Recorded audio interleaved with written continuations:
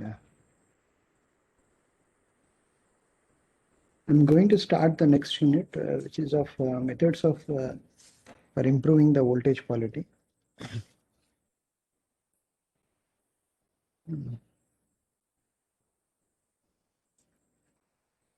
Just for improving the voltage quality. In the earlier classes, what we have seen is, in before the mid examination, we have seen about the uh,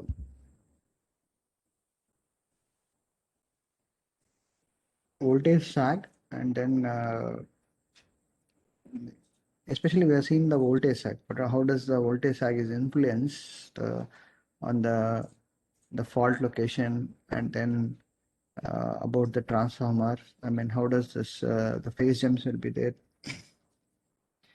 will be occurred in the apart from the magnitude reduction. Okay, and then we have seen earlier the related to the current related issues like the harmonics. Uh, yeah, especially we have seen with respect to the harmonics only. Yeah. Today we this unit is particularly how are we going to improve the voltage quality. Okay. When you talk about the improvement of the voltage quality, uh, is it related to the source quality, source voltage quality, or is it the load voltage? How does it differ is the source quality is, I mean, this is a source, okay, this is a source, and which is far away, the source is very far away, maybe, okay, and we have a feeder impedance, this is a feeder impedance, and this is maybe connected to a transformer, okay, and then it goes to the loop. Maybe this particular point, this point we may be considering is as point of common coupling. Point of common coupling, wherever we are interested on the voltage at a point at a particular bus, we may be considering this as a point of common coupling. Maybe these are a bus where our sensitive loads are being connected, and this will be treated as a point of common coupling. We can maybe consider the point of common coupling maybe at this loads wherever we are being connected, and we are interested at this particular bus. In this case, we can consider the point of common coupling. Here, the point is methods for improving the voltage quality. In that case, we are interested in improving this particular voltage or this voltage or this particular voltage. We have around three buses.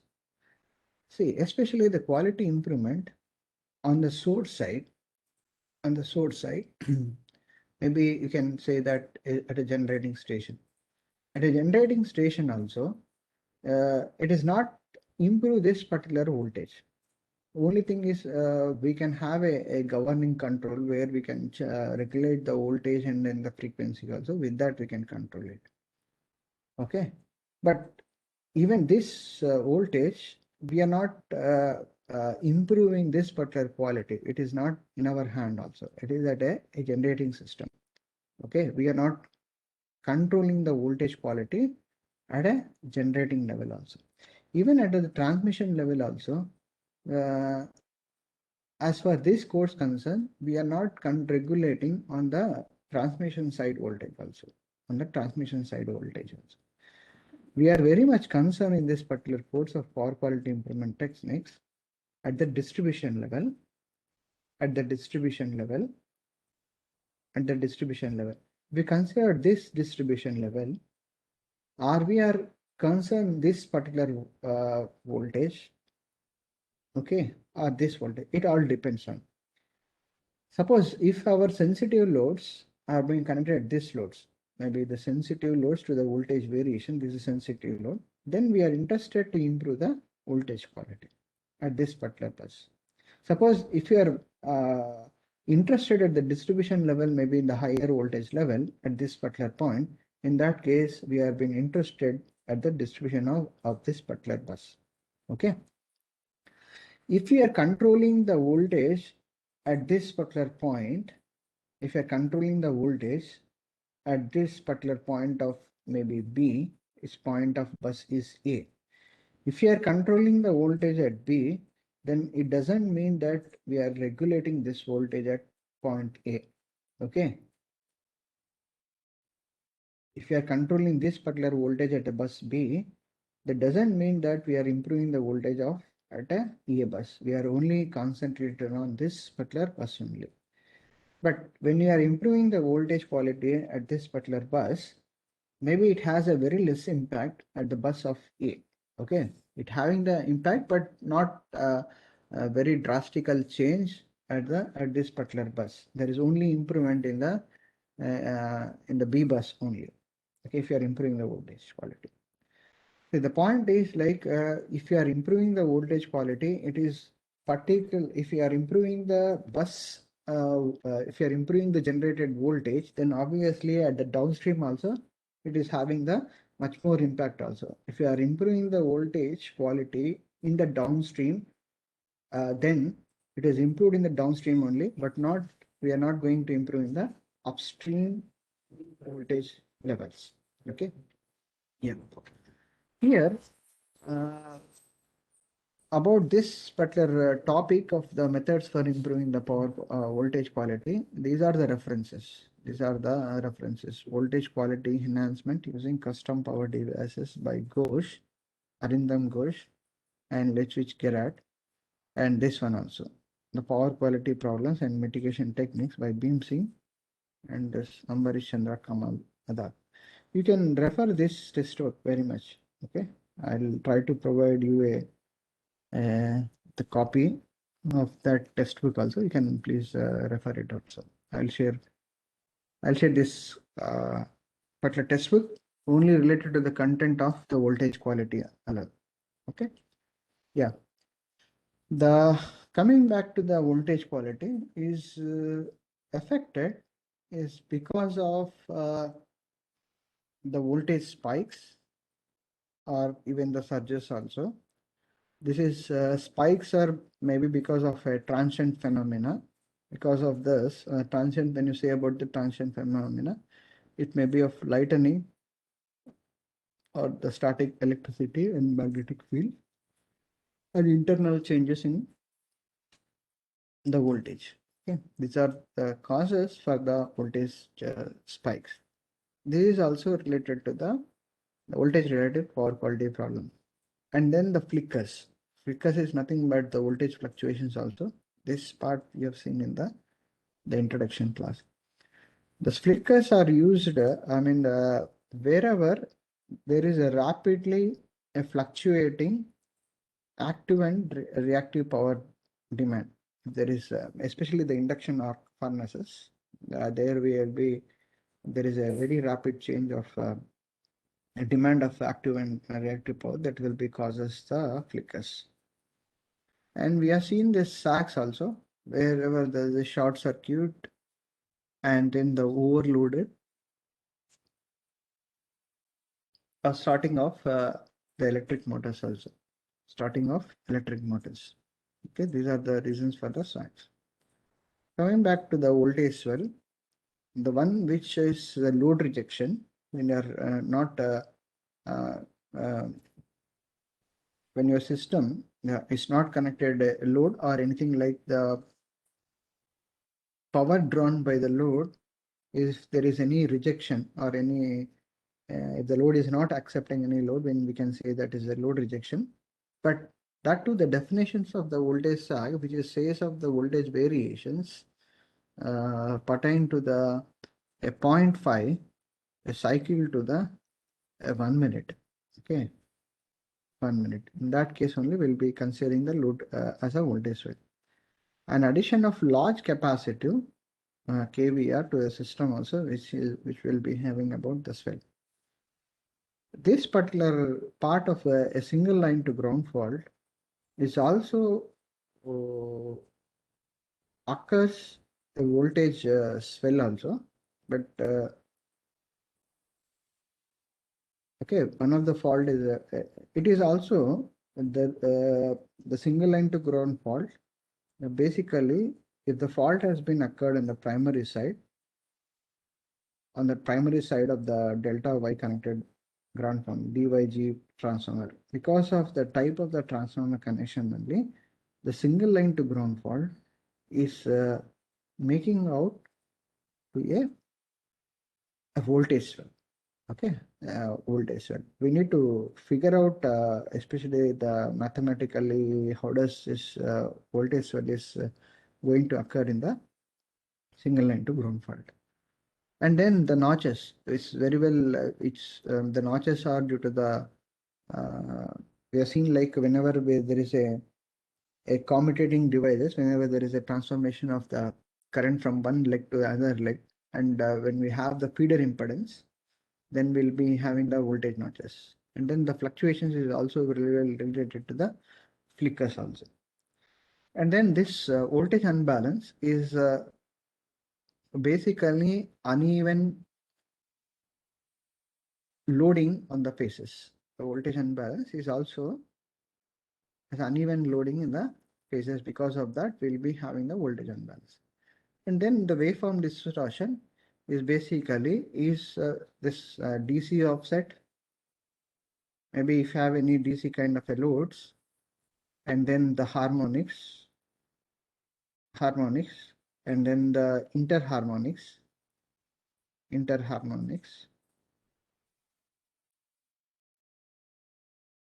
then the notches anyway it is there over here, as well as we'll have a noise. These are all voltage issues, voltage related power quality issues, is because of the voltage drop in feeders and transformers. Okay, the voltage drop in feeders and transformers. Okay, if you are able to decrease the feeder impedances or the transformer impedances, then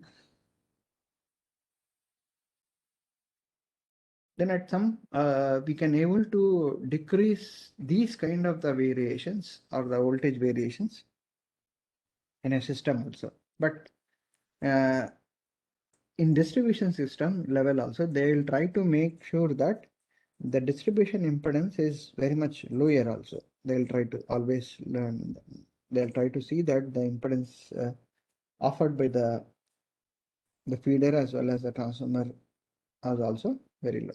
Because of this drops only, we are able to see these are the voltage spikes, flickers, sags, swell, and then notches, fluctuations, and the voltage imbalance, waveform distortion will occur.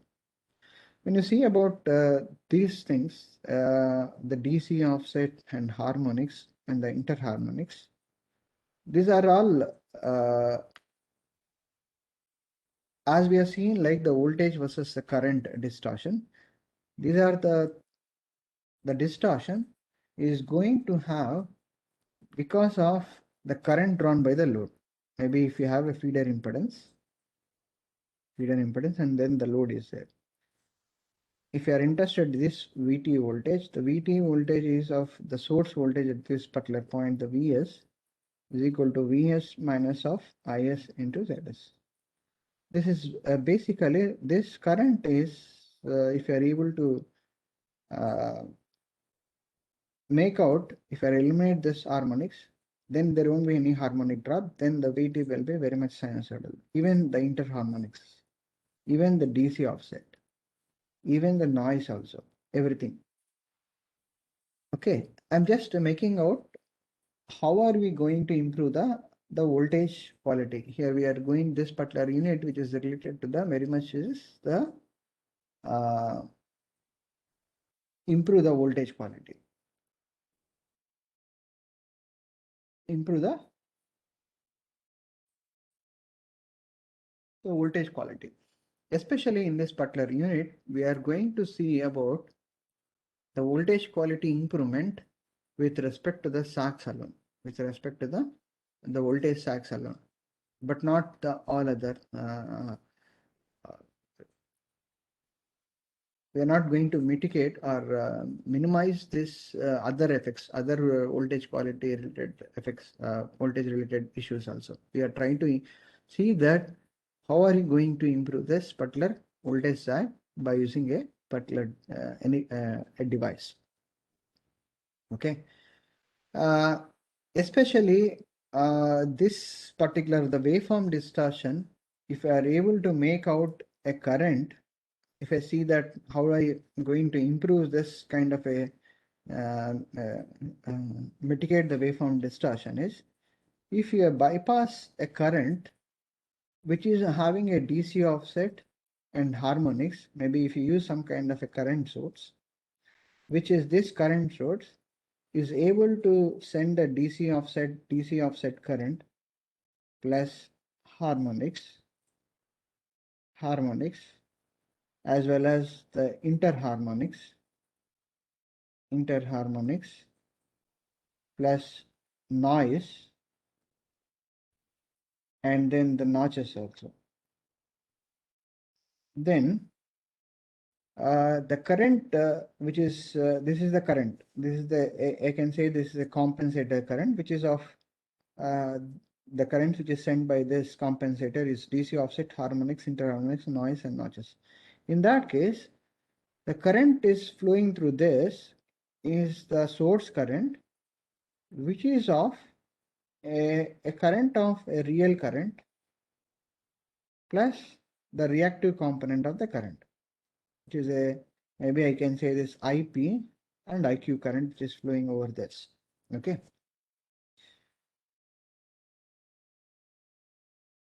We are able to eliminate this kind of a waveform distortion. Okay. Waveform distortion when you are going to use a device which is able to send the DC offset, harmonics, interharmonics and noise and notches. This device which is there, we in the power quality terms terminology, they says about it is a shunt active filter or active power filter also. Active power filter or active filter, or it have the another name is also as the distribution static compensator.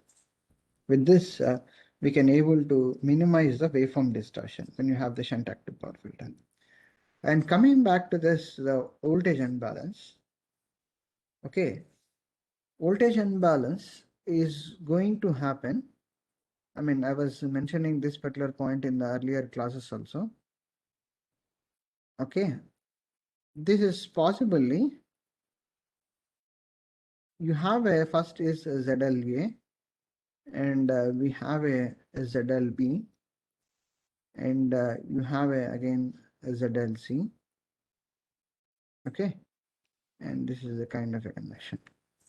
Okay, ZLA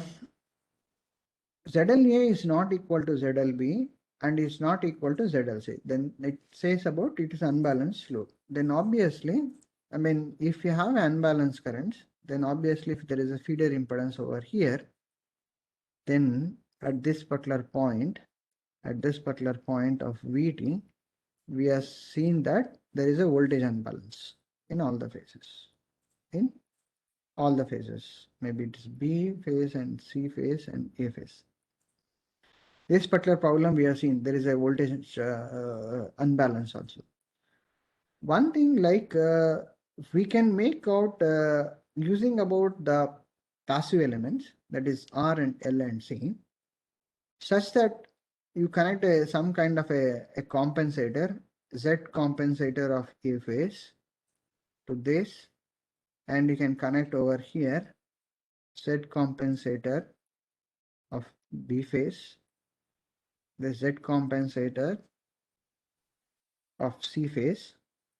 These are all this compensator of Z compensator of A, Z compensator of B, Z compensator of C. These are the compensators. These are all the passive elements. These are all the passive elements, which may be of an R and L and C also. By making use of these elements, we can make when you see the load from the terminals, when you see the loads from this particular terminal, it looks like a balanced. It looks like a balanced. Okay, once after connecting this Z gamma A and Z gamma B and Z gamma C. Okay. This way, we can make out the currents which is drawn by the load from the source looks like a balanced currents. Okay. At the source here, whatever the current is going to inject to the load is a balanced. How is these currents are balanced is by making use of the compensator or the passive. You can say that is a load balancing also. The terminology which is in terms in the power quality, they say is about the load balancing. How we are making use of? By making use of the passive elements um, in parallel to the load ZLA and ZLB and ZLC. We are making this particular load, the combination of this particular load, that is uh, combination of ZLA,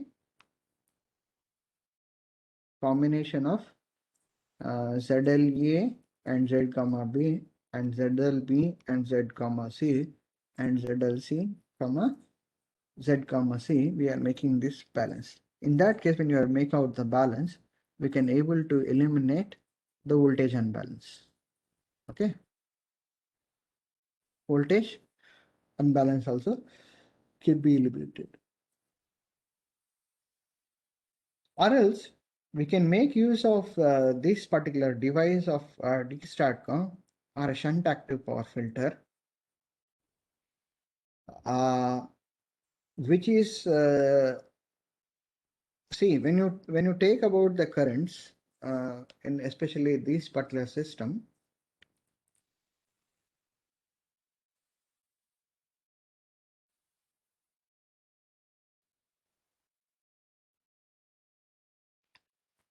Yeah.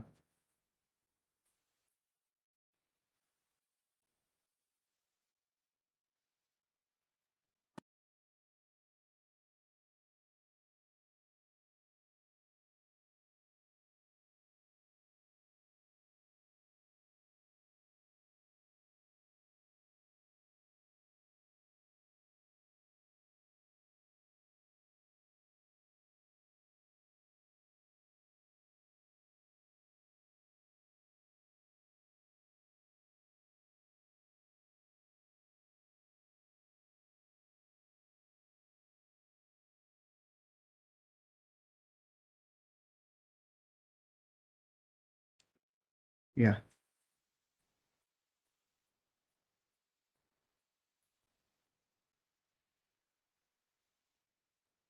Voltage and bias.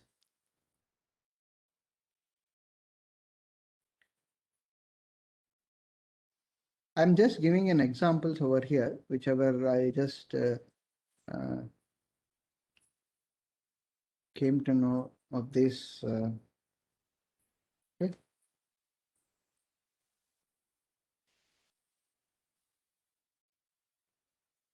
This is of ZLA, ZLP, ZLC.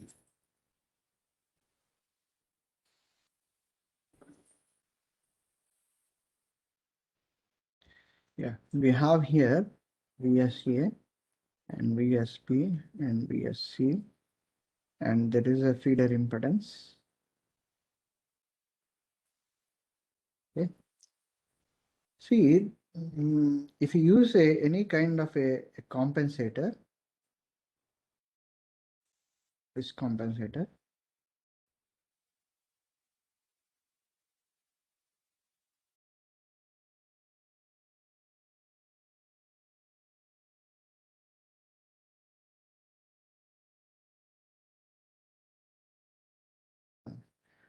the voltage imbalance is because of the unbalanced currents which is flowing through this.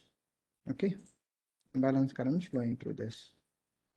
We are interested in making out the source currents ISA and this ISP and ISC are the balance, when you say it is a balance, the summation of ISA plus ISB plus ISC is equal to 0. Okay, 0. But this ILA and ILB are not balanced. See, when you say about unbalance, the ILA and ILB, the unbalanced currents, and ILC, this unbalanced current is having a zero sequence component of the current, as well as the ILB is of positive sequence, as well as ILC of negative sequence.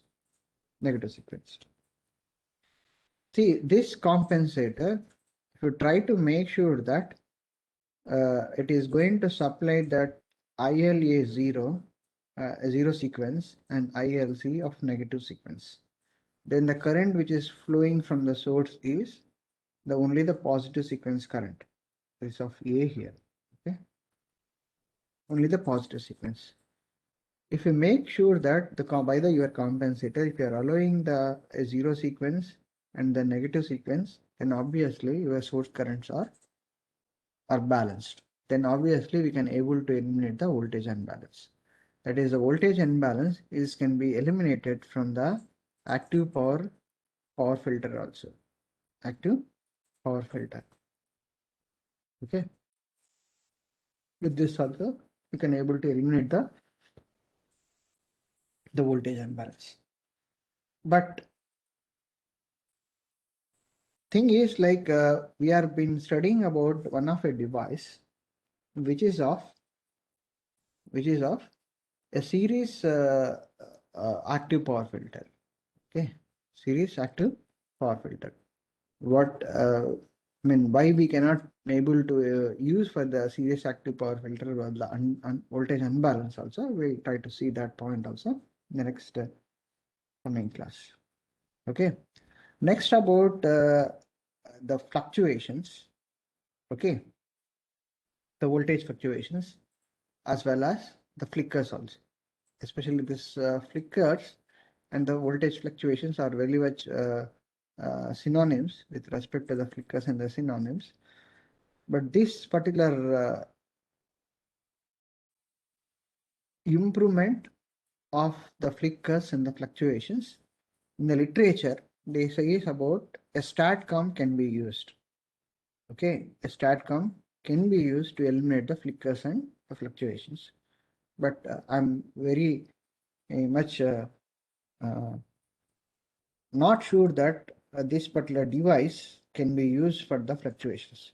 Okay, because one thing is, suppose a device which is I mean, if I draw a system and we have a source and this a load which is creating the fluctuations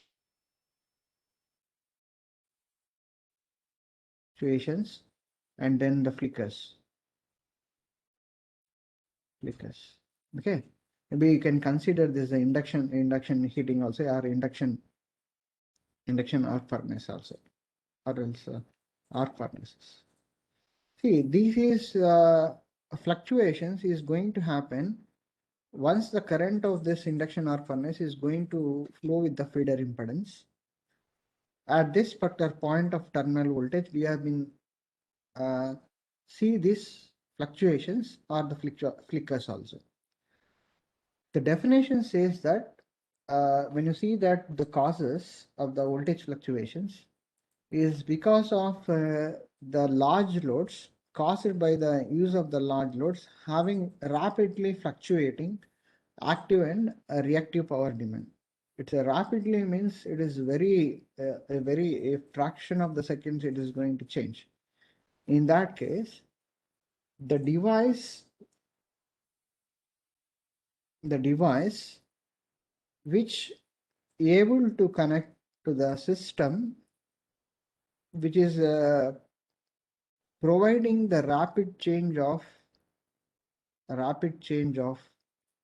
reactive power and active power demand. Active, if you are able to isolate or if you are able to bypass the rapid change of reactive and active power from any other element, then we can able to eliminate the voltage fluctuations and then the flicker at this particular point also. Okay. In that case, whatever the device which has been connected is very well has to predict what is the amount of the required amount of the rapid change amount of rapid change, what is the required amount of the change of the reactive power and active power. It needs to sense also. Okay.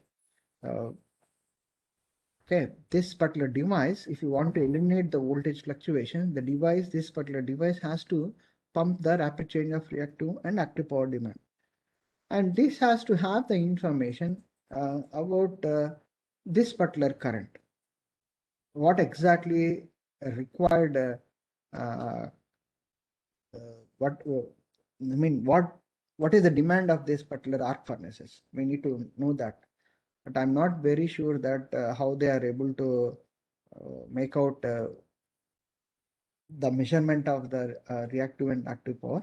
But they says in the literature they are going to use of a STATCOM, but not this STATCOM. They are going to make use of a STATCOM to eliminate these fluctuations. But maybe in general, maybe if they are able to make out the current demand by the arc furnaces, is pretty much sure that the current is not is a in a time period, in a time period, if they are able to have the current information of particular to a one cycle and there is no change after the next coming cycles also. Okay, in that case, they can predict the change of the rapid change of reactive and active power, provided that they should have this information at least a one cycle, and the demand of the active and the reactive current is also, it should be a periodic. That is, in the next cycle also the same amount of the demand should be there. In that case only we can make use of the STATCOM to eliminate the fluctuations and then the flickers also. Okay. Yeah. This anyway, this spikes and voltage surges, basically lightning arresters are there. Uh, Lightning arresters which is able to bypass the transformation of the energy which is produced due to the lightning. It may be going to diode instead of flowing to the source also. Okay. In that case also we can able to eliminate the voltage spikes and surges.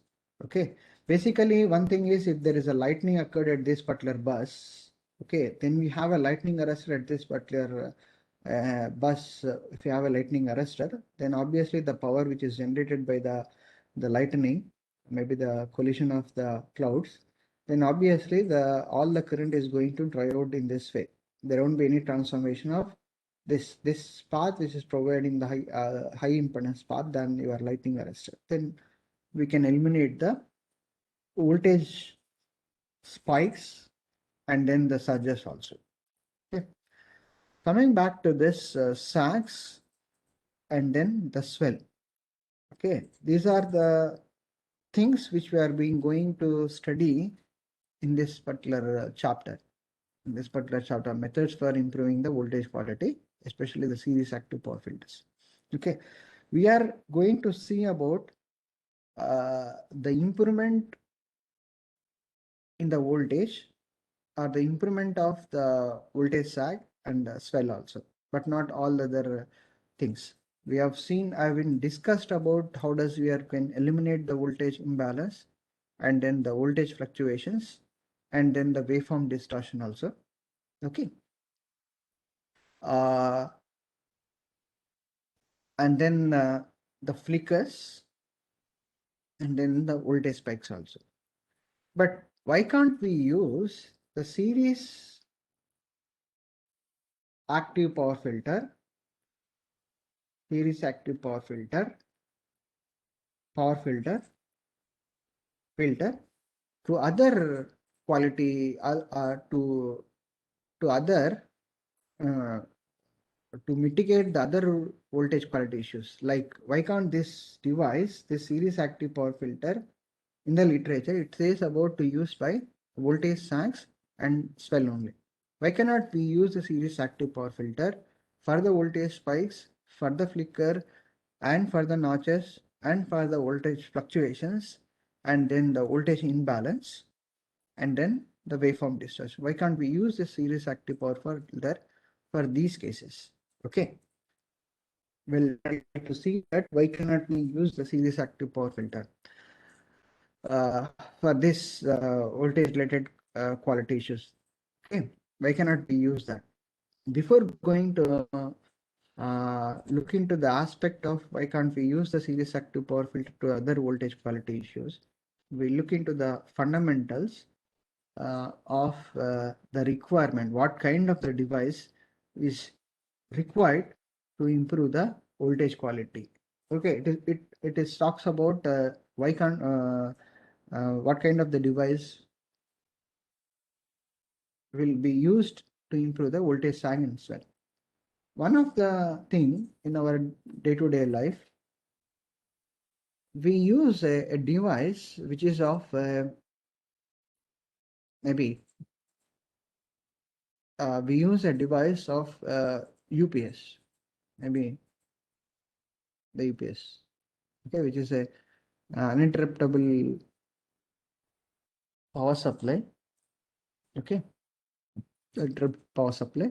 And there is one more device which we use that to any variations of the voltage variations, we'll try to use a stabilizer. Okay, in earlier days we have a very much fluctuations, especially when we are watching a TV, we will be with the fluctuations also, we are not able to see the very clarity in TVs also. In that case, we'll be using the voltage stabilizers. Okay, voltage uh, stabilizers. Okay, and then nowadays when you are going for a computers, we have been using this UPS. Okay, with this you'll be getting some kind of a clarity. The voltage stabilizers is especially there is a one thing which is there, a knob which is there, which we need to change out to some 1 2 steps are there. Now we'll be having the steps of 1 2 3 4, and there is a deflection is there. But in nowadays they don't have this kind of the changing mechanism also. There is a auto stabilizer is there. It is automatically uh, able to regulate the voltage variations also. Okay, especially we have been talking about a device to be used for a voltage swell, to be used for the voltage swell and then the sag. Okay, keeping in this mind, if you talk about the UPS, okay, when the power goes off, the UPS existence is coming into picture. Okay, the UPS is going to come into a picture whenever there is a power outage. There's a power outage, the UPS is going to come into existence, and it will be supporting the load. In this supporting the load, is it the UPS supports the load for whole the day? Okay, is the UPS will support the whole the day? May not be, because it all depends upon the battery, whatever the battery, whichever it is connected, based upon the power kilowatt hour, it able to supply the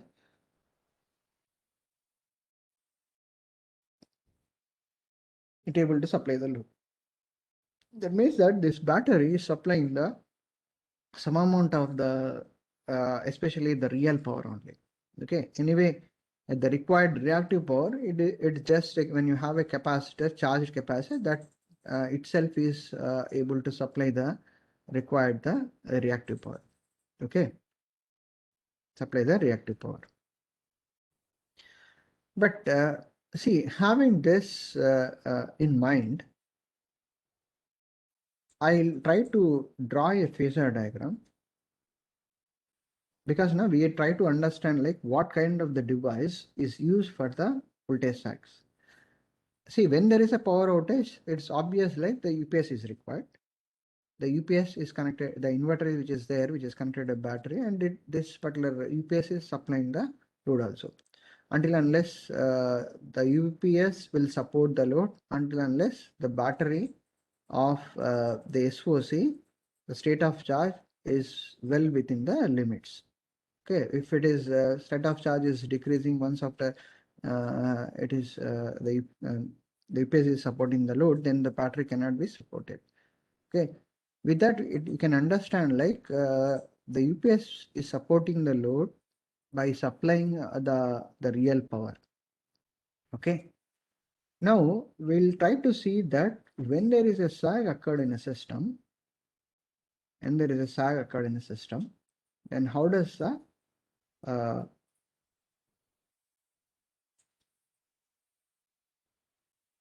I mean, we'll see that how does how the powers are. Okay, there is a load, and this is of a Vs here, and we have a Zs, and this is the VT voltage. Now, I mean, if there is a current which is there, which the current which is going to have this is IL current, which is of lagging the terminal voltage by -5 angle. Okay.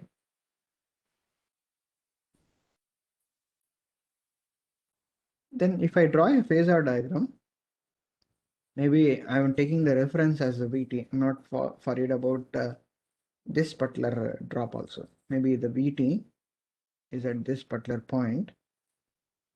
Now the IL is this lagging.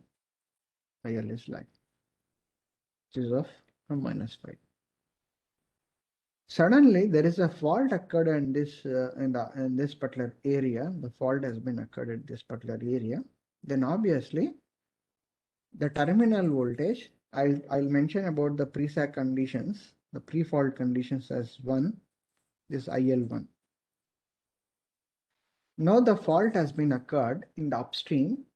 Because of that, we know that there is a fault.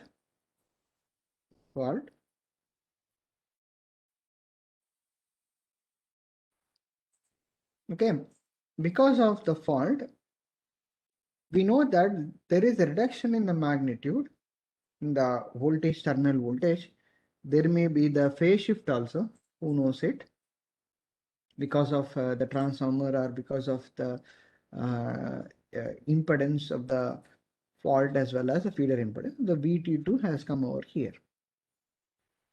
With respect to this VT2, there is a phase angle shift, and apart from that, there is a magnitude reduction. There is a magnitude reduction of maybe it is 1 per unit, maybe it is 1 per unit, maybe around 0.9 also. Okay, I was just taking it as 1 per unit. Now the VT2 has come to the magnitude of 0.8 per unit. With respect to this phase angle shift or a phase jump, where will be the current of this particular load? Where will be the current? With respect to the VT2 voltage, what will be the current of IL2? See, there are loads which are a constant impedance load or constant power loads also. Constant impedance loads are constant power loads also.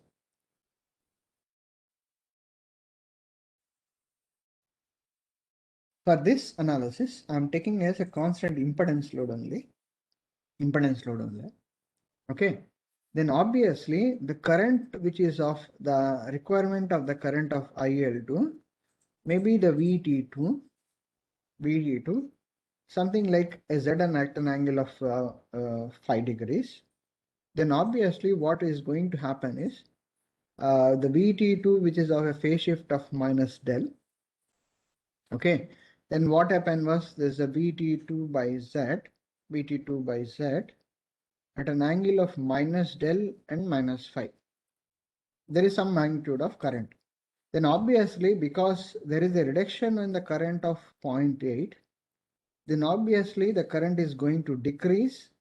The IL2 is a decrease times of 0.8 times. It a decrease with respect to the IL1, and is having a phase angle shift of minus del. Then obviously the current which is there is going to have this particular current be a decrease, and there is a phi angle as IL2, and there is a phase shift of minus phi. Okay.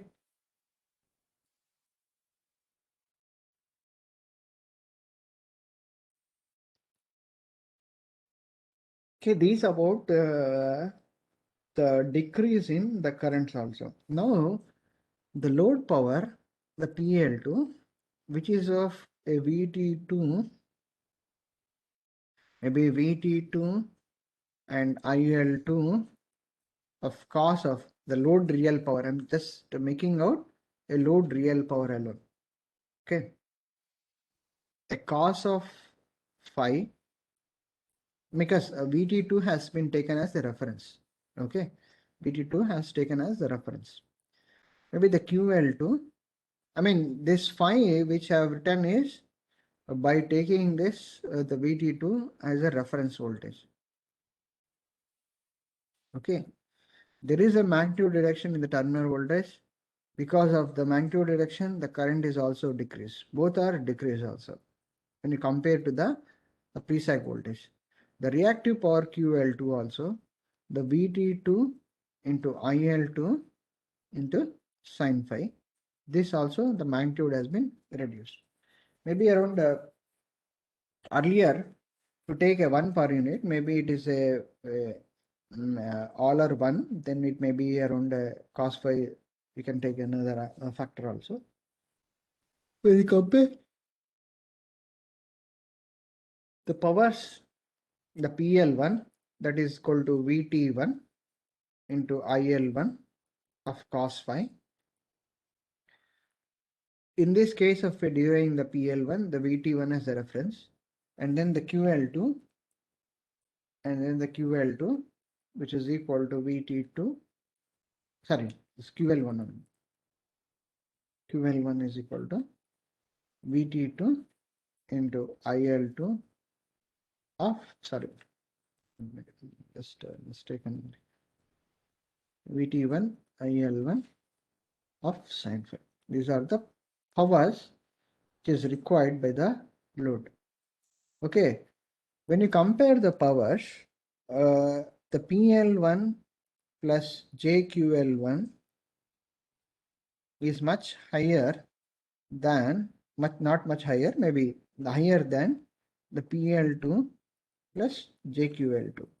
These are the equations which is considered based upon the constant or the impedance load or the constant impedance load. We are considering the constant impedance load. If you take in the power load, then we consider the constant power load, then the power which is drawn before the sag and during the sag will be the same only. Okay. This particular equation which I have given over here based on the constant impedance load. Based on the constant impedance load. See, now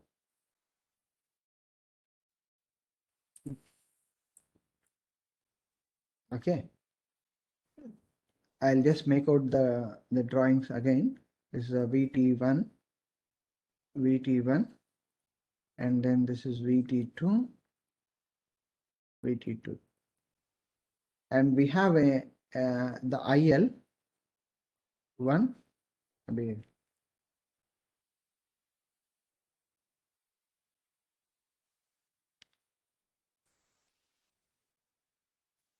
Yeah.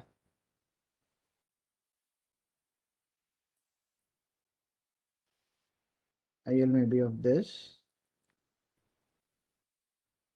which is of an angle which is of phi minus phi. This is an angle of del. Now, with respect to the VT2 also, the current has been decreased and it is also making an angle of phi. There is a decrease in the angle. Just now we have seen like the powers the PL2 plus JQL2 is lesser than the PL1 plus JQL1. Suppose if you are making out a device or if you are making an attempt to increase the voltage to this the load this terminal voltage. That means that if you try to make out a device, if you are able to correct the voltage to this particular 1 per unit to VT1 magnitude wise. I'm just making out this magnitude wise increase. Then obviously the current is going to increase to this the load L1. The current is going to increase to this particular point. Okay. Once if you are making out a device to bring back the voltage, to bring back that is VT1, I'm talking about in terms with respect to the magnitude. VT1 is equal to VT2 plus some a device which is of a, I can say that is a series filter, series SE, making out to a nominal value. Okay. Now, with respect to this correction in the voltage by a device, then obviously we are to bringing back to this particular value, then your current of IL2 is very much equal to the magnitude of the current of IL1. Okay, the magnitude of IL. Now, I just give a system. This is a system. This is a VS, and there is a feeder impedance. There is a feeder impedance. I mean, at this particular point, we just mentioned is the terminal voltage. And here I make a device, one more device, which is correcting this. It is injecting the voltage of VSE to make this PCC voltage to 1 per unit. Okay, you got it right? Maybe, I mean, here what I have given it here is the PCC voltage which is of the magnitude wise, which is of going to have this VT1 magnitude, which is going to correct of VT2 voltage plus the VSC voltage. VSC voltage. Okay. We'll try to look into that. What is this? We are looking out the what kind of the device we have to use to correct the PCC voltage. For that only we try to making out of this understanding. Okay. Yeah, we'll try to see that. See, this device, once this is the injection with respect to VSE, when I draw the phasor, the VSE, a device, this VSE, is having a flow of the current of, once after correcting this voltage, the IL2 has become to IL1. Okay, but not the IL1 phasor and IL2 are not in coinciding with each other. Why? Because with respect to IL1, the reference is the VT1.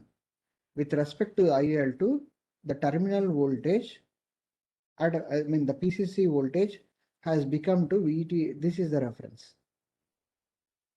This is the reference. With respect to this voltage alone, the load IL2 is equal to the phasor which is there of VT2 plus VSE phasor addition by ZL at an angle of -5.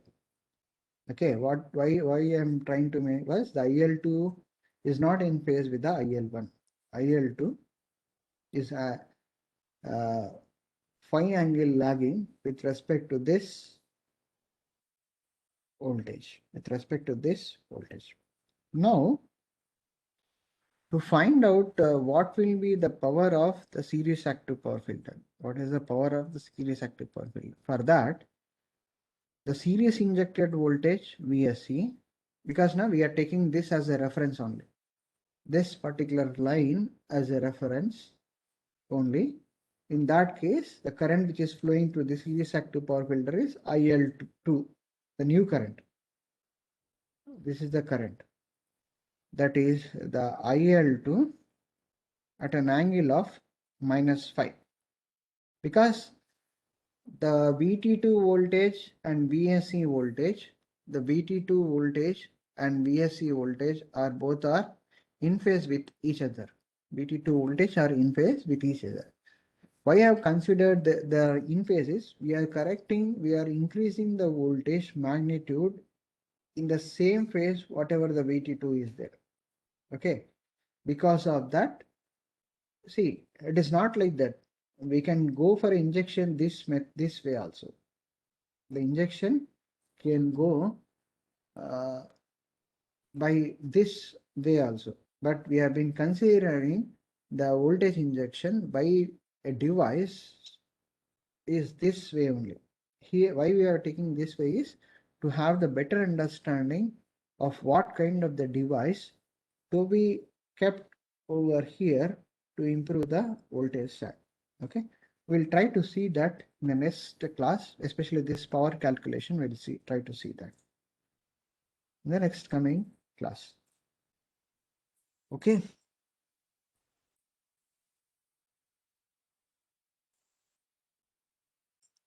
Yeah. Thank you. If there is any doubts, you can ask me now.